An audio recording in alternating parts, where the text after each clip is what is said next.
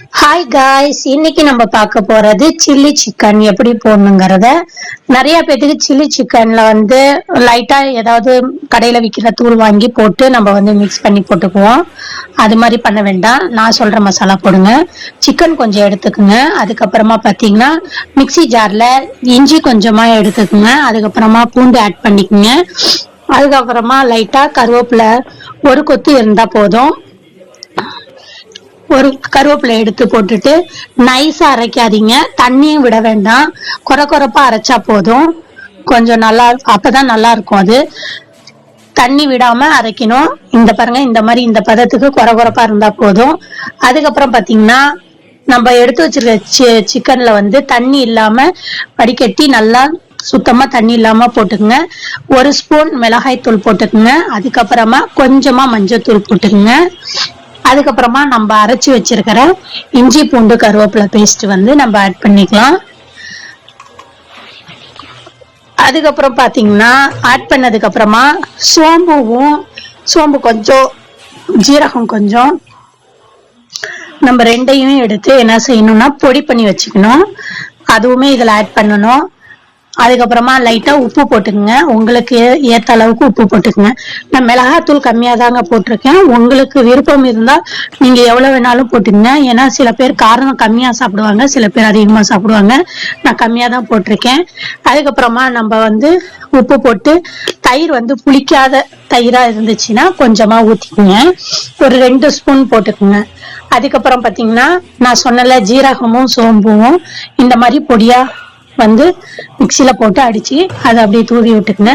இப்ப நல்லா கலந்து விட்டுக்குங்க. நம்ம போட்டிருக்கிற மசாலா எல்லாமே சிக்கன்ல போய் அந்த மசாலா ஒட்டுற மாதிரி நம்ம என்ன செய்யணும்னா நல்லா பிசைஞ்சிக்கணும்.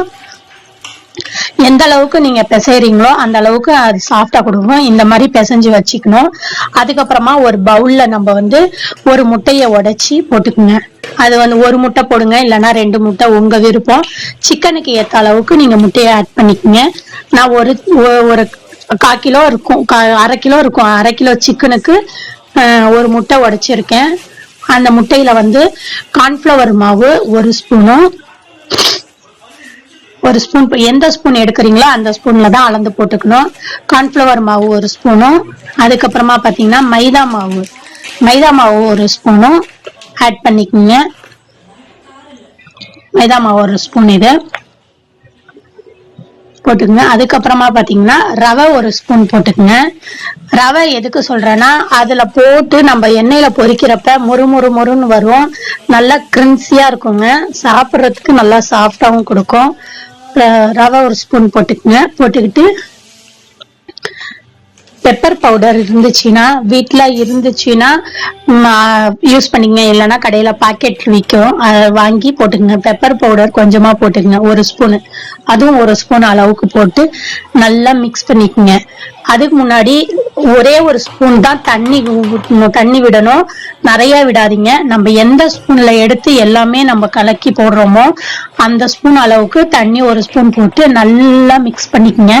மசாலா எல்லாமே நம்ம போட்டிருக்கிற கார்ன்ஃபிளவர் மாவு, அப்புறமேட்டுக்கு பாத்தீங்கன்னா மைதா மாவு, ரவை இந்த பதத்துக்கு வர்ற அளவுக்கு நீங்க நல்லா மிக்ஸ் பண்ணி நம்ம சிக்கன்ல மசாலா போட்டு கலக்கிருக்கோம்ல அதுல போட்டு ஆட் பண்ணிக்கோங்க.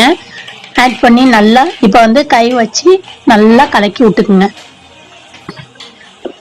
இப்ப நல்லா அது சிக்கன்ல நல்லா ஆட் ஆனோன்னு போட்டுக்கிட்டு சிகப்பு மிளகா 1 இந்த மாதிரி, ரொம்ப தூள் வேண்டாம், கொஞ்சம் இந்த மாதிரி கொஞ்சம் தூளும் இல்லாம கொஞ்சம் இதாவும் இல்லாம இந்த மாதிரி ஒரே ஒரு மிளகா மட்டுங்க, ரொம்ப வேண்டாம் போட்டு உங்களுக்கு நான் சொன்ன மாதிரி காரம் உங்களுக்கு எந்த அளவுக்கு தேவையோ அந்த அளவுக்கு நீங்க போட்டுக்கலாம். நான் என்னோட காரத்துக்கு கம்மியா தான் போட்டிருக்கேன். காரம் எந்த அளவுக்கு தேவையோ அந்த அளவுக்கு போட்டுங்க. நான் ஒரே ஒரு சிகப்பு மிளகா தான் போட்டு ஆட் பண்ணிக்கிட்டேன். இதை இந்த கலந்து விட்டுட்டு ஒரு 20 நிமிஷம் மூடி போட்டு மூடி ஊற வச்சுக்கோங்க. நான் இப்ப 20 நிமிஷம் ஆயிடுச்சு. இப்ப நான் ஒரு வானல்ல எண்ணெய் விட்டுருக்கேன். எண்ணெய் கம்மியா விட்டுருக்கேன்னு நினைக்காதீங்க. சிக்கனோட எண்ணெய் நான் அதுக்கப்புறம் யூஸ் பண்ண மாட்டேன், அதனால கொஞ்சம் கொஞ்சமா போட்டு ஆட் பண்ணி அது வேக வச்சதுக்கு அப்புறமா வேணும்னா போட்டுக்குவேன். எண்ணெய் சூடாயிடுச்சு. இப்ப நம்ம ஒவ்வொரு சிக்கனா போடலாம். மசாலா பாருங்க நல்லா நீங்க வந்து அது வெந்த உடனே எடுத்து பாத்தீங்கன்னா உங்களுக்கு நல்லா தெரியும். மசாலா வந்து சிக்கனுக்குள்ளேயே போய் நல்லா ஊறி சாஃப்டா வரும். அதுக்கு ஏத்த மாதிரி அந்த அளவுக்கு நம்ம மசாலா போட்டிருக்கோம். இந்த மாதிரி நீங்க ஒரு டைம் செஞ்சு பாருங்க. அப்புறம் மறக்காம நம்ம சேனலை சப்ஸ்கிரைப் பண்ணி லைக் பண்ணி ஷேர் பண்ணாதவங்க கொஞ்சம் பண்ணுங்க. அதுக்கப்புறம் பெல் பட்டனை கிளிக் பண்ணாம மறந்துடாதீங்க. இது வந்து பிள்ளைங்களுக்கு சாஃப்டாவும் டேஸ்டியாவும் இருக்கும், கிரன்சியாவும் இருக்கும். ஒரு டைம் இது வந்து ட்ரை பண்ணி பாருங்க. இது செம்மையா இருக்குங்க. அதுக்கப்புறம் இங்க பாருங்க நல்லா வெந்துருச்சு பாருங்க. இந்த பதத்துக்கு வந்த உடனே நீங்க எடுத்து சாப்பிட்டு பாருங்க. டேஸ்டியாவும் செம்மையாவும் இருக்கும். ஓகேங்க காய்ஸ், ட்ரை பண்ணிட்டு கமெண்ட்ஸ் பாக்ஸ்ல கமெண்ட்ஸ் பண்ணுங்க. உங்களுக்கு ஏதாவது டவுட்டா இருந்துச்சுன்னா கமெண்ட்ஸ் பண்ணுங்க. பாய்.